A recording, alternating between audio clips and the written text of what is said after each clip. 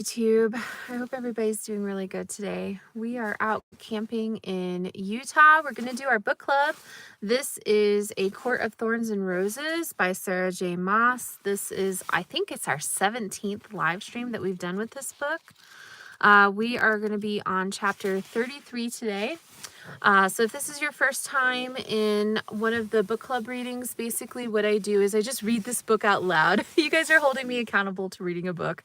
I haven't read a book in over a year, and so I had picked up this book and you guys said, why don't you read it out loud to us? And I was like, that's not a bad idea. So that's what we do, and we've done this now. I think this is our 17th time. So if you're just popping in for the first time, you can totally just watch this live stream if you want.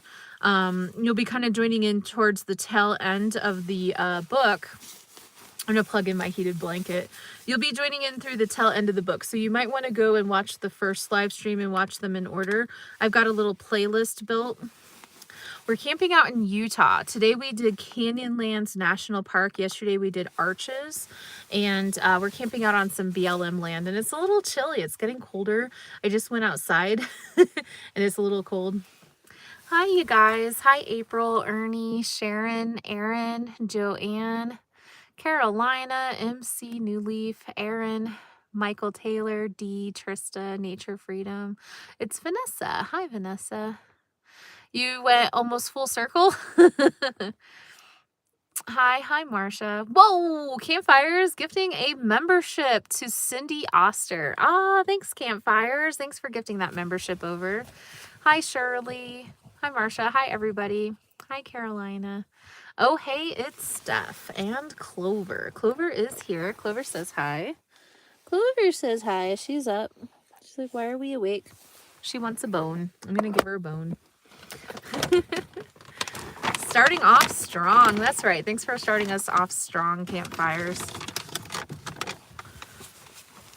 Clover says hi. Well, hi TWC. You made it. Hi, Small Mite. She's adorable. What color thong? Well, wouldn't you like to know? She woke up. How sweet. Yeah, she's up. She's got her bone now. So we're going to have Clover ASMR while we're reading our book. Don't forget to hit the thumbs up. That's right. Thank you, Carolina. Thanks for saying that. Clover says hi. She's all awake for book club. Now, we have not read the book for like 8 days. So I think this is the longest we've gone. We have been doing a lot. We have drove all over the country. So we went from over in Nevada to Florida. We did the Carolinas, Georgia, Virginia, Kentucky. We went to Kansas. Now we're in Utah. And so the last week or so, I haven't really felt like doing the book. I'm actually really excited to do the book tonight. I'm really looking forward to it. We're going to try and do 2 chapters. Whoa, Mrs. Beth, sweet potato, holy moly, with the $5 super chat. Let's go. Thank you, Beth. What did you have for dinner? I had some chips. What did you guys have for dinner? Hello from Milano. You've been driving your ass off, yeah. Weren't you just in Key West a few days ago? Yeah, like a week ago. I think it was not last weekend, but maybe the weekend before. Do you live in your car? Tonight I do. Hi, Piper. Hi, you guys. Yes, if you guys are new here, I'm traveling the country in my Jeep with my dog. We've been on the road for 2.5 years, since June of 2022. We just travel around. We've live streamed in all 48 states and all the lower 48 states. And today we are in Utah. We just got done doing a couple of national parks and we're sightseeing. So I'm camping out in the wilderness tonight in the desert, and we're going to read a book. You're going to sleep? Have a good night. Thanks for saying hi. Hopefully my super troll doesn't find me in here. Uh-oh, Ramona, you're safe with us. All right, so I'm just going to go ahead and jump in and read the book. Just a quick reminder, if you guys are coming in on YouTube for the first time, you guys are able to block trolls in here. So this is the cool thing that TikTok doesn't have, is that if somebody is bothering you in the chat and I don't see it because I'm busy reading the book, you guys are able to block the troll and you won't see them anymore. So if you just don't like the way somebody is in the chat, you don't have to see them anymore. You can block them and you won't see their comments. I will, everybody else will, but you won't. So that's a nice little feature.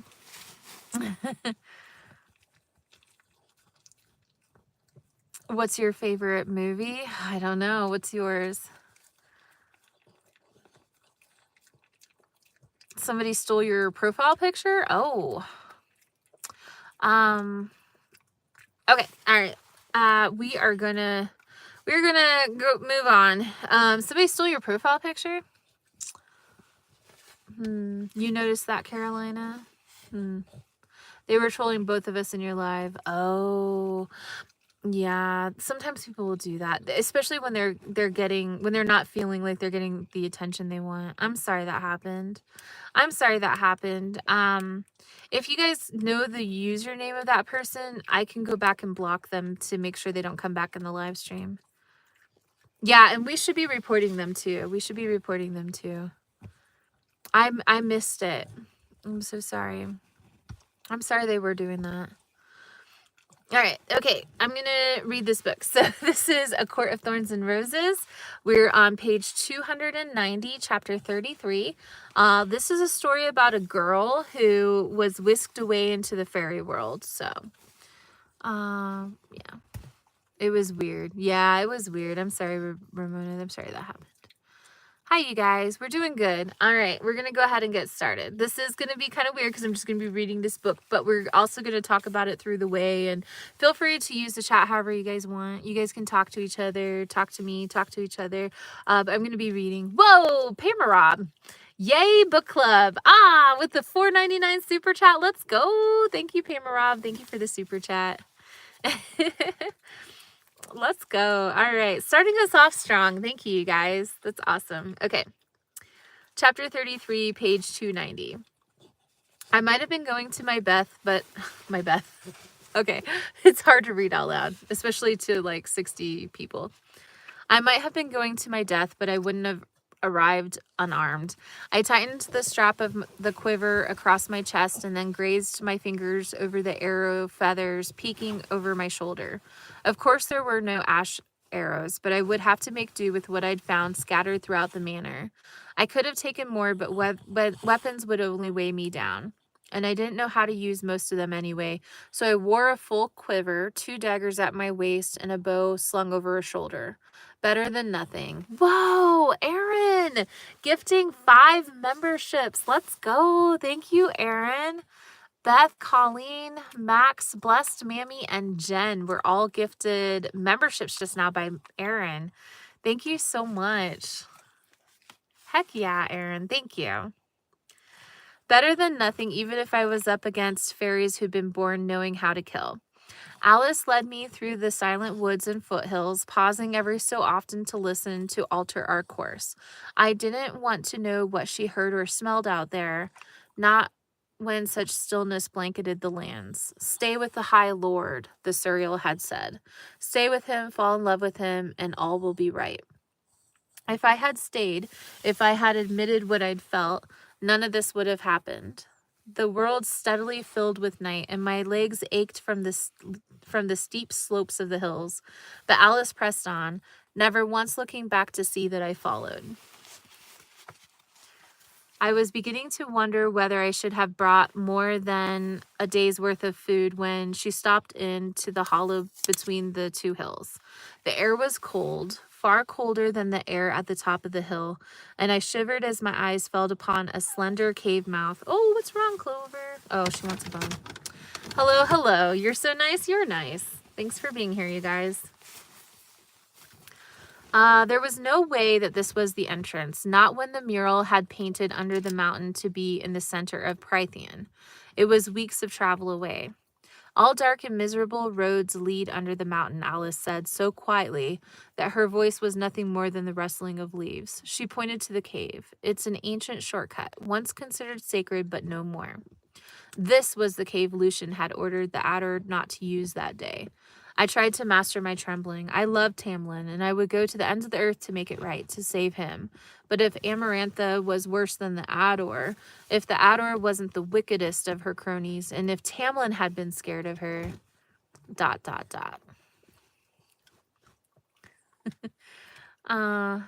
I reckon you're regretting the hot-headedness right now. I straightened. I will free him. You'll be lucky if she gives you a clean death. You'll be lucky if you even get brought before her. I must have turned pale because she pursed her lips and patted me on the shoulder. "A few rules to remember, girl," she said, and we both stared at the cave mouth. The darkness reeked from its maw to poison the fresh night air. "Don't drink the wine. It's not like what we had at the solstice. It will do more harm than good. Don't make deals with anyone unless your life depends on it, and even then, consider whether it's worth it. And most of all, don't trust a soul in there, not even Tamlin. Your senses are your greatest enemies. They will want to betray you." I fought the urge to touch one of the daggers and nodded my thanks instead. "Do you have a plan?" she asked. "No," I admitted. Hi, you guys. Book club live stream and I in heaven. So this is like our 16th or 17th live stream. So you might want to go back to the first one, but you can hang out in here. But we're getting towards the end of the book. We're on page 292. "Don't expect that steel to do you any good," she said, glancing at my weapons. "I don't." I faced her, biting the inside of my lip.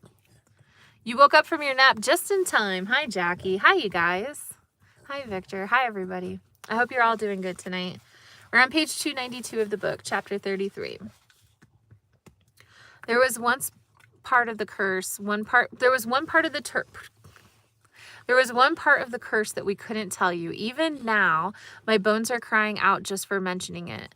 One part of you has to figure it out on your own. One part and she swallowed loudly at this, that she still doesn't want you to know if I can't say it," she gasped out. "But keep your ears open, girl. Listen to what you hear." I touched her arm. "I will. Thank you for bringing me," I said, "for wasting precious hours." When that satchel of supplies for herself and for her boys. She said enough about where she was going. "It was a rare day indeed when someone thanks you for bringing them to their death," she said. "If I thought about the danger too long, I might lose my nerve, Tamlin or no." She wasn't helping. "I will wish you luck nonetheless," Alice added. "Once you retrieve them, if you and your nephews need somewhere to flee," I said, "cross the wall, go to my family's house." I told her the location. "Ask for Nesta, my eldest sister. She knows who you are and knows everything. She will shelter you in any way she can." Nesta would do it too. I knew that. Even if Alice and her boys terrified her, she would keep them safe. Alice patted my hand. "Stay alive," she said.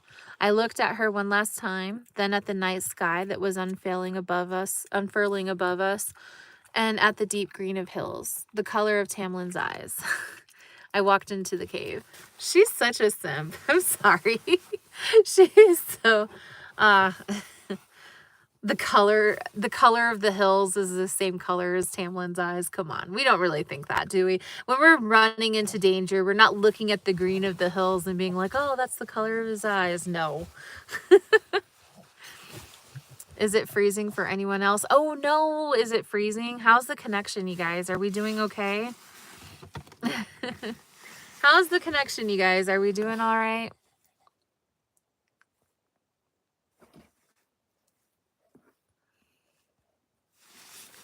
We're good? Okay. All right. We're on page 292 at the bottom. Okay. Thanks for letting me know, you guys. The only sounds were my shallow breathing and the crunch of my boots on stone. Stumbling through the frigid dark, I inched onward. I kept close to the wall, and my hand soon turned numb as the cold, wet stone bit into my skin. I took small steps, fearful of some invisible pit that might send me tumbling to my doom. And after what felt like an eternity, a crack of orange light cleaved through the dark, and then came the voices, hissing and braying, eloquent and guttural. A cacophony bursting the silence like a firecracker. I pressed myself against the cave wall, but the sounds passed and faded. I crept towards the light, blinking back my blindness when I found the source, a slight fissure in the rock. It opened onto a crudely carved, fire-lit subterranean passageway. I lingered in the shadows, my heart wild in my chest. The crack in the cave wall was large enough for one person to squeeze through. What do you need, Clover? Are you thirsty? I bet you she needs some more water. Clover needs a water break, she says. She says, give me some water. I got you, Clover. Clover's thirsty. Clover's getting the good stuff. She's getting the Fiji water. It's great. I do see that I'm moving slow motion. It's probably the connection out here.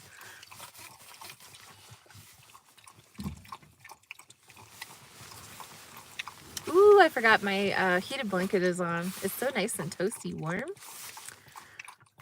Clover's gulping water. You guys want to see Clover? Clover says hi. Clover's gulping water. It's not freezing on your end? Okay, good. I'm glad. Ah, you guys are falling.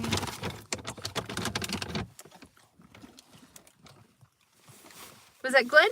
Is that better? Okay. Clover says thank you for the water. You doing okay, Clover? I think Clover wants me to turn off the light and go to bed. Cute puppy. Yeah, she's cute. I crept towards the light, blinking back my blindness when I found the source, a slight fissure in the rock. It opened into a crudely carved, fire-lit subterranean passageway. I lingered in the shadows, my heart wild in my chest. The crack in the cave was large enough for one person to squeeze through, so jagged and rough that it was obviously not often used. A glance at the dirt revealed no tracks, no sign of anyone else using this entrance. The hallway beyond was clear, but it veered off, obscuring my view. The passage was deathly quiet, but I remembered Alice's warnings and did not trust my ears, not when fairies could be silent as cats. Still, I had to leave this cave. Tamlin had been here for weeks already. I had to find where Amarantha kept him and hopefully not run into anyone in the process. Killing animals in the Naga had been one thing, but killing any others, ... I took several deep breaths, bracing myself. It was the same as hunting. Only this time the animals were fairies. Fairies who could torture me endlessly. Torture me until I begged for death. Torture me the way they tormented the summer court fairy whose wings had been ripped off. You just got a snowstorm in Utah. Be careful wherever you're camping. Oh, thanks. Thanks, D99D. What is this? We're just reading a book. I'm reading this book out loud. I'm just reading this book out loud. This is, we're on page 293.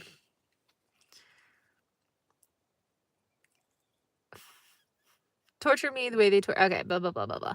I didn't let myself think about those bleeding stumps as I eased towards the tiny opening, sucking in my stomach to squeeze through. My weapons scraped against the stone, and I winced at the hiss of the falling pebbles. Keep moving, keep moving. Hurrying across the open hallway, I pressed into an alcove in the opposite wall.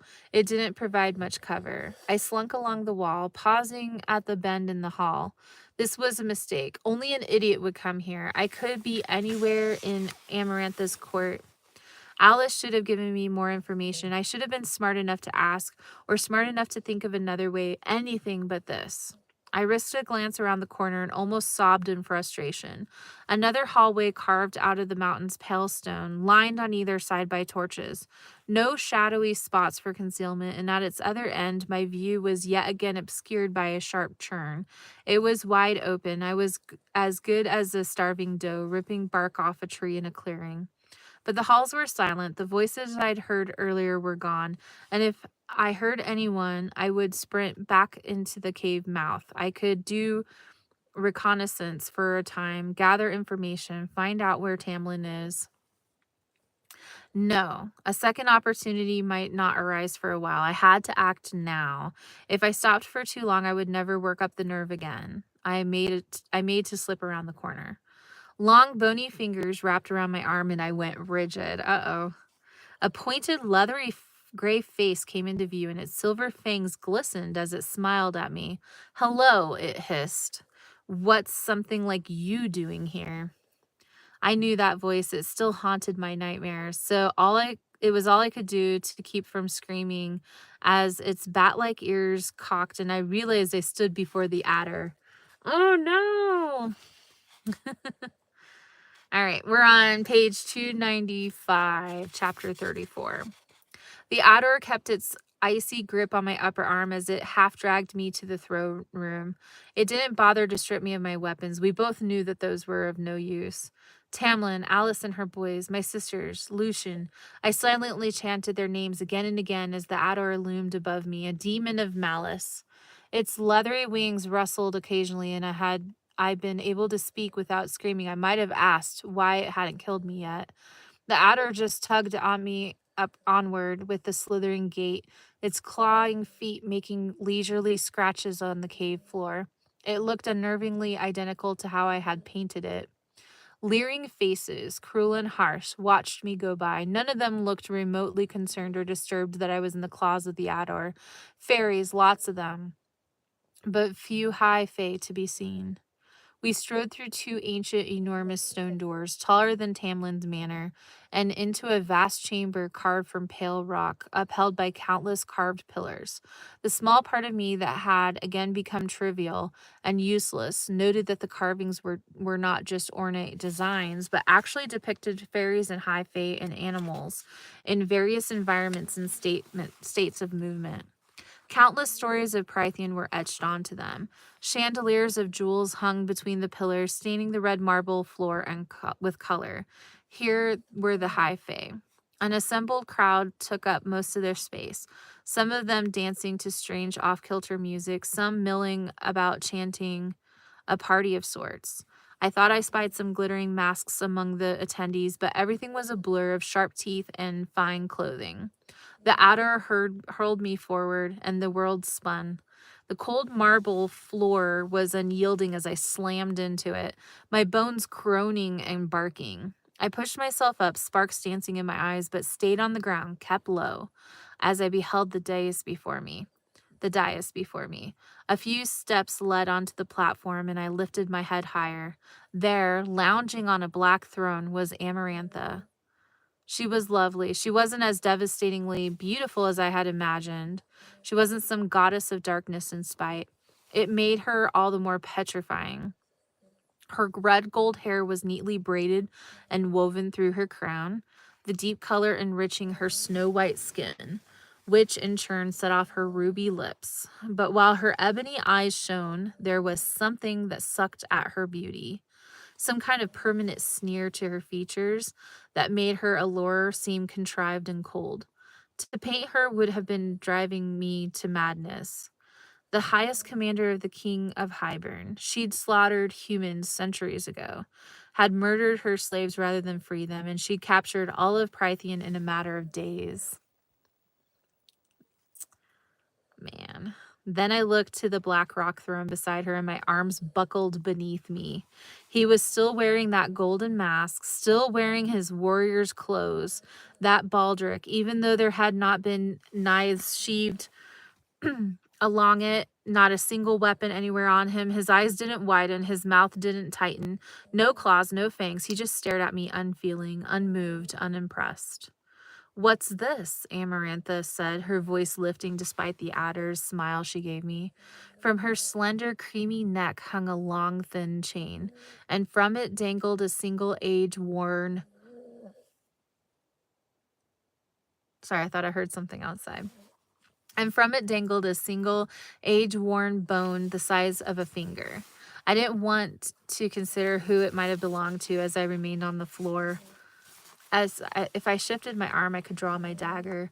Just a human I found downstairs, the adder hissed, and a forked tongue darted out between its razor-sharp teeth.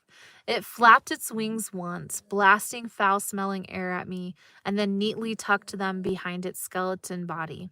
"Obviously," Amarantha purred. I can't believe she used that again. Why does she say purr so much? In this book, she has said purr so many times to describe people talking. I purred, she purred, he purred. Amarantha purred in the first few seconds that she met her. Aaron, I tell you, it's such a weird descriptor. Obviously. How do you purr, obviously? It has seriously been 180 times. It was, I hate the word, right? But it's like, okay, the cat purred. Okay, I get that, but all right. I avoided meeting her eyes, focusing on Tamlin's brown boots. He was 10 feet from me, 10 feet, not saying a word, not looking horrified or angry. Why should I bother with her? She asked. The adder chuckled, the sound like sizzling water on a girdle. Ooh, I like that. The sound like sizzling water on a girdle. And a taloned foot jabbed my side. Tell Her Majesty why you were sneaking around the catacombs, why you came out of the old cave that leads to the spring court. Would it be better to kill the adder or to try to make it to Amarantha? The adder kicked me again, and I winced as its claws bit into my ribs. Tell Her Majesty, you human filth. I needed time. I needed to figure out my surroundings. If Tamlin was under some kind of spell, then I would have to worry about grabbing him. I eased to my feet, keeping my hands within casual reach of my daggers. I stared at Amarantha's glittering golden gown rather than meet her eyes. I came to claim the one I love, I said quietly.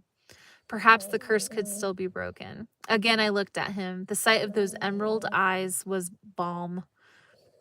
Oh, Amarantha said, leaning forward, I've come to claim Tamlin, the High Lord of the Spring Court.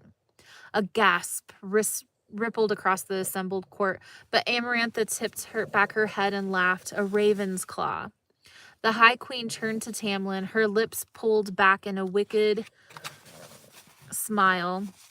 You certainly were busy all those years. Developed a taste for human beasts, have you? He said nothing, his face impassive. What had she done? He didn't move. Her curse had worked. It was too late. I'd failed him. Damn him. But, Amarantha said slowly, I could sense the adder and the entire court looming behind me. It makes me wonder if only one human girl could be taken once she killed your sentinel. Her eyes sparkled. Oh, you are delicious. You let me torture that innocent girl to keep this one safe. You lovely thing. You actually made a human worm love you. Marvelous. She clapped her hands, and Tamlin merely looked away from her, the only reaction I had seen from him. Torture. She tortured the girl. Let him go, I said, trying to keep my voice steady. Amarantha laughed again. Give me one reason why I shouldn't destroy where you stand, human. Her teeth were so straight and white, almost glowing. My blood pounded in my veins, but I kept my chin high as I said, you tricked him. He is bound unfairly. Tamlin had gone very, very still. Amarantha clicked her tongue and looked at one of her slender white hands, at the ring on her index finger. A ring. I noticed she lowered her hand again, set with what looked like a human eye encased in crystal. Oh, she has a human eye in her ring. I could have sworn it swiveled inside. You human beasts are so uncreative. We spent years teaching you poetry and fine speech, and this is all you can come up with? I should rip your tongue out for letting it go to waste. I clamped my teeth together. But I'm curious, what eloquence will pour from your lips when you behold what you should have been? My brows narrowed as Amarantha pointed behind me, the hideous ring indeed looking with her, and I turned. There, nailed to the wall, was an enormous cavern, was a mangled corpse of a young woman. Her skin was burned in places. Her fingers were bent at odd angles. Whoa, Sharon with the $1.99 super chat. Let's go. Thank you, Sharon. Thank you for the $1.99. What book is this? This is A Court of Thorns and Roses. Her skin was burned in places. Her fingers were bent at odd angles, and garish red lines crisscrossed her body. I could hardly hear Amarantha over the roar in my ears. Perhaps I should have listened when she'd said she'd never seen Tamlin before, Amarantha mused, or when she'd insisted she never killed a fairy, never hunted a day in her life. Though her screaming was delightful, I never heard such lovely music in ages. Yeah, I have a dog. My dog is snoring next to me.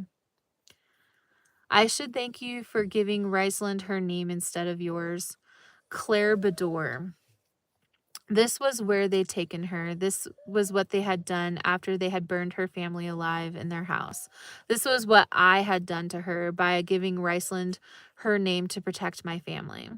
My insides twisted. It was concentrated effort not to empty my stomach onto the stones. The adder's talons dug into my shoulders as it shoved me around to face Amarantha, who was still giving me that snake smile. I had as good as killed Claire. I could have saved my own life and damned her. I had saved my own life and damned her. That rotting body on the wall should have been mine. Should have been mine. Now come, precious, Amarantha said. We have you to say what have you to say to that? I wanted to spit that she deserved to burn in hell for eternity, but I could only see Claire's body nailed there. Even as I stared blankly at Tamlin, he'd let them kill Claire like that, to keep them from knowing that I was alive. My eyes stung as bile burned my throat. Do you still wish to claim someone who would do that to an innocent? Amarantha said softly, consolingly. I snapped my gaze to her. I wouldn't let Claire's death be in vain. I wasn't going down without a fight. Yes, I said. Yes, I do. That's the neighbor's girl. Yeah. Yeah, they burned the family and tortured her, thinking that it was her. Her lip curled back, revealing two sharp canines, and as I stared into her black eyes, I realized that I was going to die. But Amarantha leaned back into her throne and crossed her legs. Well, Tamlin, she said, putting a proprietary hand on his arm, I don't suppose you would ever expect this to occur. She waved a hand in my general direction. A murmur of laughter from those assembled echoed around me, hitting Clover's so loud, hitting me like stones. What do you have to say, High Lord? I looked at the face I loved so dearly, and his next words almost sent me to my knees. I've never seen her before. Someone must have glamored her as a joke, probably Rysand. Still trying to protect me, even now, even here. Oh, that's not even a halfway decent lie. Amarantha angled her head. Could it be that you, despite your words so many years ago, returned the human's feelings? A girl with hate in her heart for our kind has managed to fall in love with a fairy, and a fairy whose father once slaughtered the humans' masses by my side has actually fallen in love with her too. She let out the crow's laugh again. Oh, this is too good. This is too fun. She fingered the bone hanging from her necklace and looked at the encased eye upon her hand. I suppose if anyone can appreciate the moment, she said to the ring, it would be you, Jurian. She smiled pretty. A pity your human war on the side. A pity your human whore on the side never bothered to save you, though. Jurian, that was his eye, his finger bone. Horror coiled in my gut. Whatever evil, whatever power, she somehow held his soul, his consciousness, to the ring, to the bone. The Tamlin still... Clover, you're too loud. Clover, you're snoring so loud. Just relax.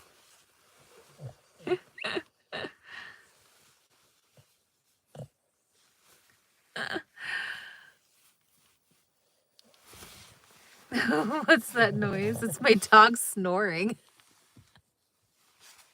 My dog is snoring. Okay. Where were we at? Okay. Tamlin still looked at me without recognition, without a flicker of feeling. Perhaps she'd used the same power to glamour him. Perhaps she'd taken all of his memories. The queen picked at her nails. Things have been awfully boring since Claire decided to die on me. Killing you outright human would be dull. She flicked her eyes to me, then back to her nails, to the ring on her finger. We're on page 301. But fate stirs the cauldron in strange ways. Perhaps my darling Claire had to die in order for me to get some true amusement with you. My bowels turned watery. What? Why did she write that? My bowels turned watery. I couldn't help it. What an interesting line.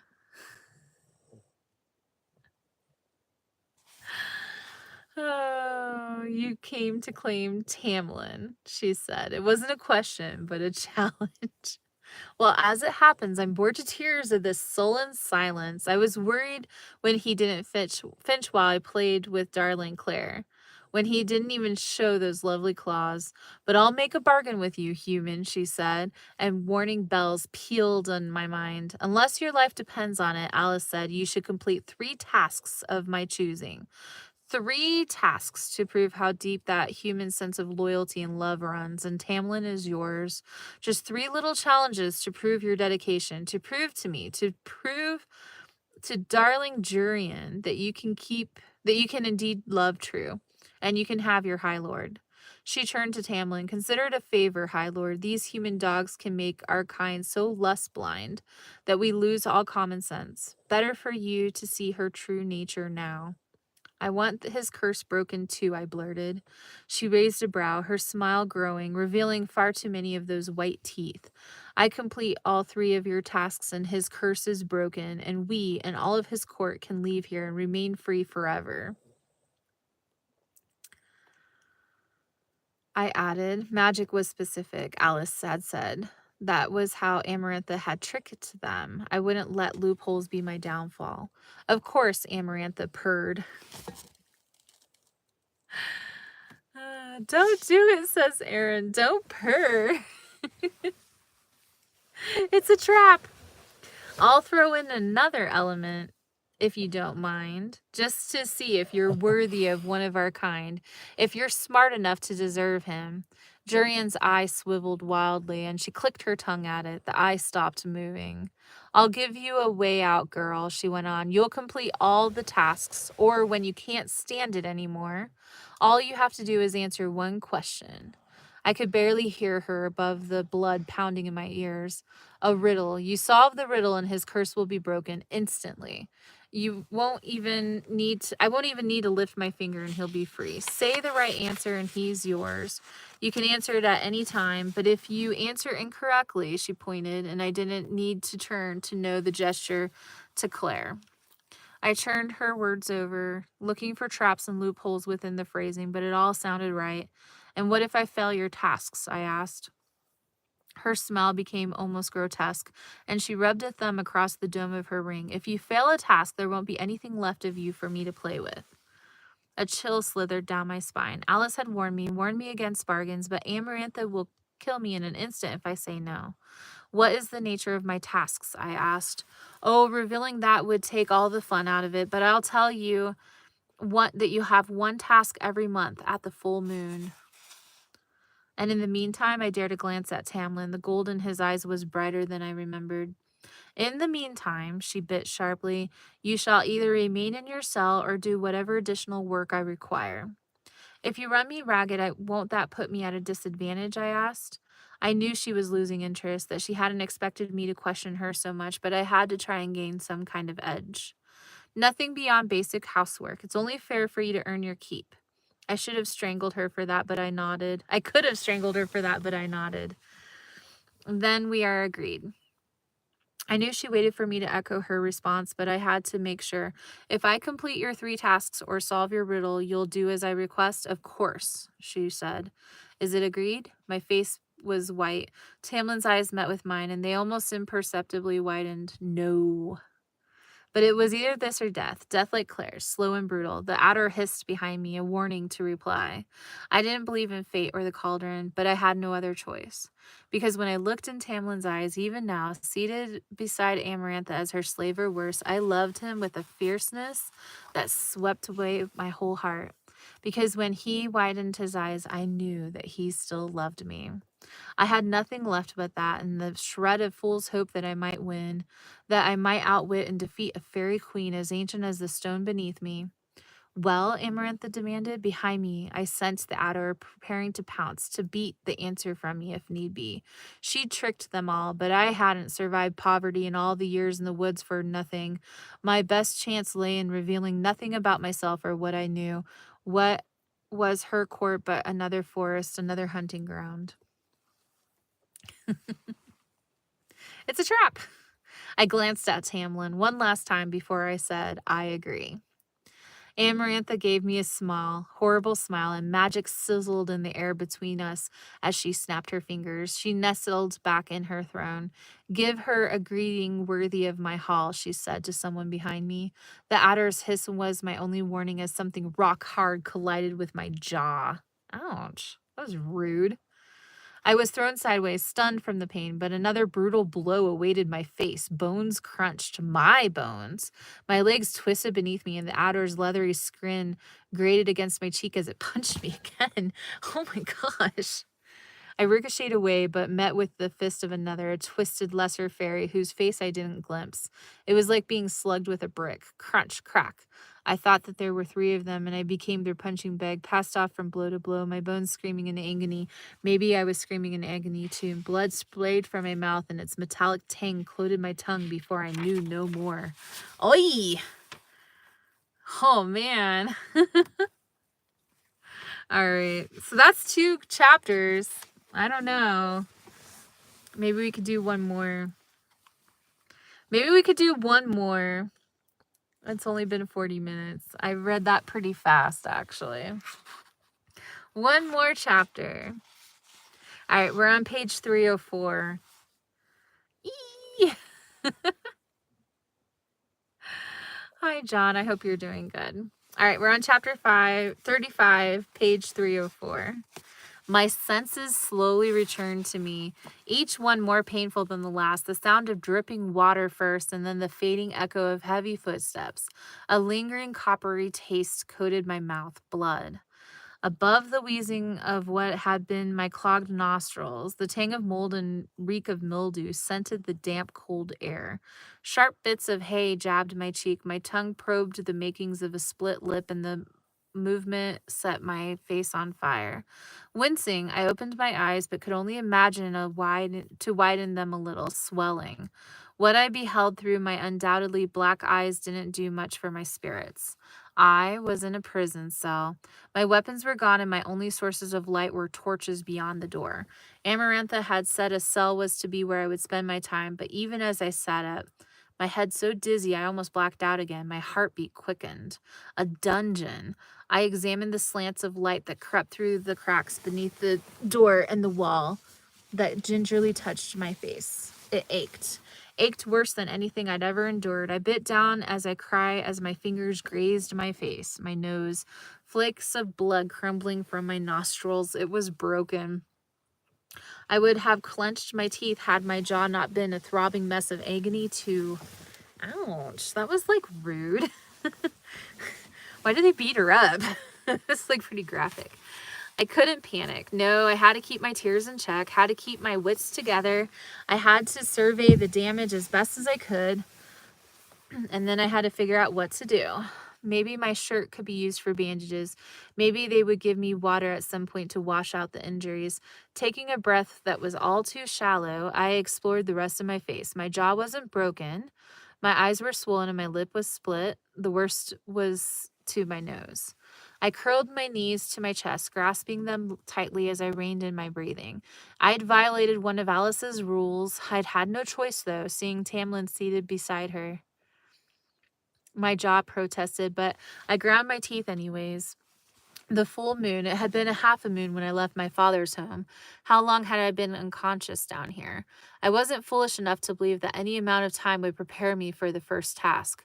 I didn't allow myself to imagine what she had in mind for me. It was enough to know that she expected me to die, that there wouldn't be anything left for her to torture.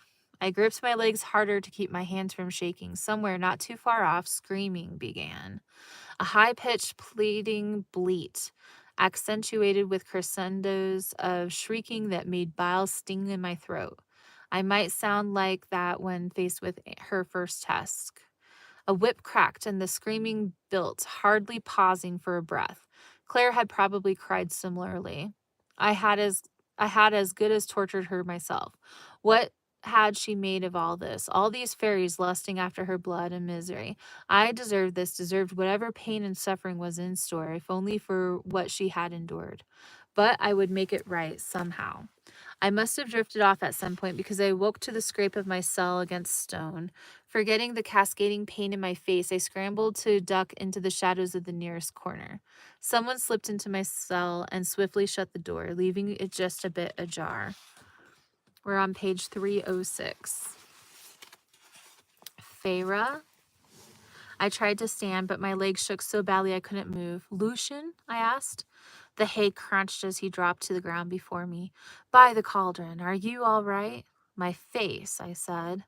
A small light flared by his head and his eyes swam into view. The metal one narrowed. He hissed. Have you lost your mind? What are you doing here?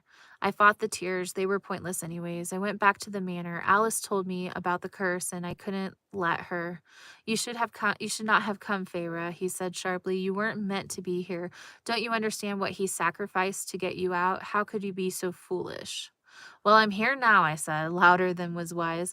I'm here and there's nothing that can be done about it. So don't bother telling me about my weak human flesh and stupidity. I know all that, and I just had to tell him that I love him to see if it wasn't too late. Lucien sat back on his heels. So you know everything then, he said, and I managed to nod without blacking out from the pain. My agony must have been shown because he winced. Well, at least we don't have to lie to you anymore. Let's clean you up a bit. I think my nose is broken, but nothing else, I said. I looked at him for any signs of water or bandages and found none. It would be magic then. Lucien glanced over his shoulder, checked the door. The guards are drunk, but their replacements will be here soon, he said. And then he studied my nose. I braced myself as I allowed him to gently touch it. Even the graze of his fingertips sent flashes of burning pain through me. I'm going to have to set it before I can heal it, he said. I clamped down on my blind panic. Do it right now, I said, before I could wallow in my cowardice and tell him to forget about it. He hesitated. Now, I said. Too swift for me to follow, his fingers latched onto my nose. Pain lanced through me and a crack burst in my ears, my head, before I fainted. When I came to, I could open both eyes fully, and my nose was clear. It didn't throb or send agony splintering through my face. Lucien was crouching over me, frowning. I couldn't heal you completely. They would know someone helped you. The bruises are here, along with a hideous black eye, but all the swelling is gone. And my nose, I said, feeling it before he answered. It's fixed. As pert and purty as before, he smirked at me. The familiar gesture made my chest tighten to the point of pain. I thought she'd taken most of your powers, I said. I had barely seen him handle magic at all while at the estate. He nodded to the little light bobbing in over his shoulder. She gave me a fraction back to entice Tamlin to accept her offer, but he still refuses her. He jerked his chin to my healed face. I knew some good would come of being down here. So you're trapped too? He gave a grim nod. She's summoned all the high lords to her now, and even those who swore obedience are now forbidden to leave until your trials are over. Until I was dead was probably what he actually meant. The ring, I said, is it actually Jurian's eye? Lucien cringed. Indeed, so you really know everything then. Alice didn't say what happened after Jurian and Amarantha faced each other. They wrecked an entire battlefield, he said, using their soldiers as shields until their forces were nearly all dead. Jurian had been gifted some protection against her, but once they entered into a single combat, it didn't take her long to render him prone. Then she dragged him back to her camp and took weeks to torture and kill him. She refused orders to march to the king of Hybern's aid, cost him armies in the war. She refused to do anything until she finished Jurian's demise. All that she kept was his finger, bone, and his eye. Slithia promised him that he would never die, and so as long as Amarantha keeps the eye of his preserved through her magic, keeps his soul and conscience bound to it, he'll remain trapped watching through it. A fitting punishment for what he did. But I'm glad she didn't do the same to me. She seems to have an obsession with that sort of thing. I shuddered. A huntress. She was little more than an immortal, cruel huntress, collecting trophies from her kills and conquests to gloat over through the ages. The rage and despair and horror Jurian must endure every day for eternity. Deserved, but worse than anything I could imagine. I shook the thought. Is Tamlin... He's... The guards are about to change rotations and are headed this way. Try not to die, will you? I already have a long list of fairies to kill. I don't need to add more to it, if only for Tamlin's sake. Which was no doubt why he'd even come down here. Lucien vanished, just vanished into the dim light. A moment later, a yellowish eye, tinged with red, appeared at the peephole at the door, glaring at me, and continued onward. I dozed on and off for what could have been hours or days. They gave me 3 miserable meals of stale bread and water at no regular interval that I could detect. All I knew when the door to my cell swung open was that my relentless hunger no longer mattered, and it was not wise to struggle with the 2 squat, red-skinned fairies that half dragged me to the throne room. I marked the path, picking out details in the hall, interesting cracks in the walls, features in the tapestries, an odd bend, anything to remind me of the way out of the dungeons. We're on page 309. I observed more of Amarantha's throne room this time, too, noting the exits, no windows as we were underground, and the mountain I depicted on the map at the manor was in the heart of the land, far from the spring court, even further from the wall. If I were to escape with Tamlin, my best choice would be to run for that cave in the belly of the mountain. A crowd of fairies stood along a far wall. Over their heads, I could make out the arch of a doorway. I tried not to look up at Claire's rotting body as we passed, and instead focused on the assembled court. Everyone was clad in rich, colorful clothing, all of them seeming clean and fed. Dispersed among them were fairies with masks, the spring court. If I had any chance in finding allies, it would be with them. I scanned the crowd for Lucien, but did not find him. I was thrown at the foot of the dais. Amarantha wore a gown of rubies, drawing attention to her red gold hair and to her lips, which spread in a serpentine smile as I looked at her. The fairy queen clicked her tongue. You look positively dreadful, she turned to Tamlin, still at her side. His expression remained distant. Wouldn't you say she's taken a turn for the worse? He didn't reply. He didn't even meet my gaze. You know, Amarantha mused, leaning against an arm of her throne. I couldn't sleep last night, and I realized why this morning. She ran an eye over me. I don't know your name. If you and I are going to be such close friends for the next 3 months, I should know your name, shouldn't I? I prevented myself from nodding. There was something charming and inviting about her. A part of me began to understand why the High Lords had fallen under her thrall and believed her lies. I hated her for it. We're on page 310. When I didn't reply, Amarantha frowned. Come now, pet. You know my name. Isn't it fair that I know yours? There was movement to my right, and I tensed as the adder appeared through the parted crowd, grinning at me with row after row of teeth. After all, Amarantha waved at the elegant hand. Amarantha waved her elegant hand to the space behind me, the crystal casing around Durian's eye catching the light. You've already learned the consequences of giving false names. A black cloud wrapped around me as I sensed Claire's nailed form on the wall behind me. Still, I kept my mouth shut. Rysand, Amarantha said, not needing to raise her voice to summon him. My heart became a leaden weight as those casual strolling steps sounded from behind. They stopped when they were beside me, far too close for my liking. From the corner of my eye, I studied the High Lord of the Night Court as he bowed at the waist. Night still seemed to ripple off of him like some near invisible cloak.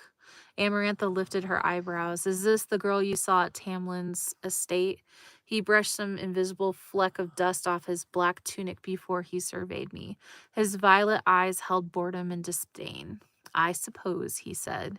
But did you or did you not tell me that that girl, she pointed, was the one you saw? He stuffed his hands into his pockets. Humans all look alike to me, he said. Amarantha gave him a smile. And what about fairies? He bowed again, so smooth it looked like a dance. Among a sea of mundane faces, yours is a work of art. Had I not been straddling the line between life and death, I might have snorted. Humans all look alike. I didn't believe him for a second. He knew exactly how I looked. He'd recognized me that day at the manor. I willed my features into neutrality as her attention again returned to me. Yeah, it's A Court of Thorns and Roses, the book. We're on page 311. What's her name? She demanded. How would I know? She lied to me. Either toying with Amarantha was a joke to him, as much of a joke as impaling a head into Tamlin's garden, or he was just it was more just court scheming. I braced myself for the scrape of those talons against my mind, bracing myself for the order I was sure she was going to give next. Still, I kept my lips sealed. I prayed Nesta had hired those scouts and guards, prayed she persuaded my father to take the precautions. If you're inclined to play games, girl, then I suppose we can do this the fun way, she said. She snapped her fingers at the adder, who reached into the crowd and grabbed someone. Red hair glinted, and I jolted a step as the adder yanked Lucien forward by the collar of his green tunic. No, no. Lucien thrashed against the adder, but could do nothing against those needle-like nails as it forced him to his knees. The adder smiled, releasing his tunic, but kept close. She flicked a finger in Ryson's direction. The High Lord of the Night Court lifted a groomed brow. Hold his mind, she commanded. My heart dropped to the floor. Lucien went utterly still, sweat gleaming on his neck as Ryson bowed his head to the queen and faced him. Behind him, pressed into the front of the crowd, came 4 tall, red-haired high fae. Toned and muscled, some of them looked like warriors about to set foot on a battlefield, some like pretty courtiers that all stared at Lucien and grinned, the 4 remaining sons of the High Lord of the Autumn Court. Her name, emissary? Amarantha asked of Lucien, but Lucien only glanced at Tamlin before closing his eyes and squaring his shoulders. Ryson began smiling faintly, and I shuddered at the memory of what those invisible claws had felt like when they gripped my mind, how easy it would have been for him to crush it. Lucien's brothers lurked on the edge of the crowd, no remorse, no fear in their handsome faces. Amarantha sighed. I thought you would have learned your lesson, Lucien, though this time your silence will damn you as much as your tongue. Lucien kept his eyes shut, ready. He was ready for Ryson to ripe out everything that he was, to turn his mind and himself into dust. Her name, she asked Tamlin, who did not reply. His eyes were fixed on Lucien's brothers, as if marking who was smiling the broadest. Amarantha ran a nail down the arm of her throne. I don't suppose your handsome brothers know, Lucien, she purred. She has now purred 3 times. And she called Feyre my pet. I think it's safe to say that this author really enjoys that word. If we did, lady, we would tell you first, said the tallest. He was lean, well-dressed, every inch of him a court-trained bastard. Probably the eldest, given the way the ones who looked like born warriors stared at him with deference and calculation and fear. Amarantha gave him a considering smile and lifted her hand. Ryson cocked his head, his eyes narrowly slightly on Lucien. Lucien stiffened. A groan slipped out of him. Feyre, I shouted. My name is Feyre. It was all I could do to keep from sinking to my knees as Amarantha nodded and Ryson stepped back. He hadn't even removed his hands from his pockets. She must have allowed him more power than the others, then, if he could still inflict such harm while leashed to her. Or else his powers before she'd stolen it had been extraordinary, for this to be considered the basest remnants. Lucien sagged to the ground, trembling. His brothers frowned, the eldest going so far as to bare his teeth at me in a silent snarl. I ignored him. Feyre, Amarantha said, testing my name, the taste of the 2 syllables against her tongue. An old name from the earlier dialects. Well, Feyre, she said. I could have wept with relief when she didn't ask for my family name. I promised you a riddle. Everything became thick and murky. Why did Tamlin do nothing, say nothing? What had Lucien been about to say before he fled my cell? Solve this, Feyre, and you and your high lord and all his court may immediately leave with my blessing. Let's see if you are indeed clever enough to deserve one of our kind. Her dark eyes shone, and I cleared my mind as best as I could when she spoke. There are those who seek me a lifetime There, let me say it correctly. There are those who seek me a lifetime, but never we meet, and those I kiss, but who trample me beneath ungrateful feet. At times I seem to favor the clever and the fair, but I bless all those who are brave enough to dare. By large, my ministrations are soft handed and sweet, but scorned, I become a difficult beast to defeat. For though each of my strikes lands a powerful blow, when I kill, I do it slow. I blinked, and she repeated herself, smiling when she finished, smug as a cat. My mind was void, a blank mass of uselessness. Could it be some sort of disease? My mother had died of typhus, and her cousin had died of malaria, but none of those symptoms seemed to match the riddle. Maybe it was a person. A ripple of laughter spread across those assembled behind us, and the loudest were from Lucien's brothers. Rysand was watching me, wreathed in the night and smiling faintly. The answer was so close. One little answer, and we would all be free. Immediately, she said, as opposed to, wait, had the conditions of my trials been different from those of the riddle? She emphasized immediately, only when talking about solving the riddle. No, I couldn't think about that right now. I had to solve the riddle. We would be free. But I couldn't do it. I couldn't even come up with a possibility. I'd be better off slitting my own throat and ending my suffering there before she could rip me to shreds. I was a fool, a common human idiot. I looked to Tamlin. The gold in his eyes flickered, but his face betrayed nothing. Think on it, Amarantha said consolingly, and flicked a grin down at her ring, at the eye swiveling within. When it comes to you, I'll be waiting. I gazed at Tamlin even as I was pulled away to the dungeons, my mind reeling, and they locked me in my cell once more. I knew I was going to lose. I spent 2 days in that cell, or at least I figured it was 2 days based on the meal pattern I'd begun to work out. I ate the decent parts of the half moldy food, and though I hoped for it, Lucien never came to see me. I knew better than to wish for Tamlin. I had little to do than ponder Amarantha's riddle. The more I thought about it, the less sense it made. I dwelled on various kinds of poisons and venomous animals, and that yielded nothing beyond my growing sense of stupidity. Not to mention the nagging feeling that she might have wound up tricking me with this bargain when she emphasized immediately regarding the riddle. Maybe she meant that she would not free us immediately after I finished her trials, that she could take however long as she wanted.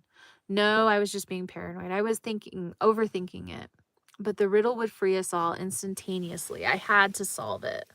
When I'd sworn not to think too long on what the tasks were that awaited me, I didn't doubt Amarantha's imagination, and I often woke up sweating and panting from my restless dreams in which I was trapped within a crystal ring, forever silent and forced to witness their bloodthirsty, cruel world, cleaved from everything I'd ever loved. She had claimed that there wouldn't be enough left of me to play with if I failed a trial, and I prayed that she hadn't lied. Better to be obliterated than to be Jurian's fate. Still, fear like nothing I had ever known swallowed me whole when my cell door opened and the redskin guards told me that full moon had risen. All right, that's where we're going to leave off. We're going to leave off on chapter 36, page 317. Let me bookmark it. That wasn't too bad. That was pretty interesting. I have no idea. I have no idea what that riddle is. What story is this? It's called A Court of Thorns and Roses. Purring the request one more, please. No. My brain is fried. Every time I read like that, I start jumbling my words, and I feel like I'm like pudding or whatever. Like it's very it's fun to read it, but also it tires you so fast. But that was good. That was definitely a cliffhanger to leave off on. So now she's trapped in a cell, and every full moon she has to do these tasks.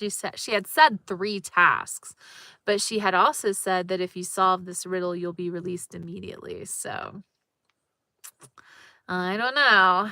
But anyways, thanks for It was fun. Thanks for a new chapter. Yeah, no, thanks for watching, you guys. We got like 50 people in here.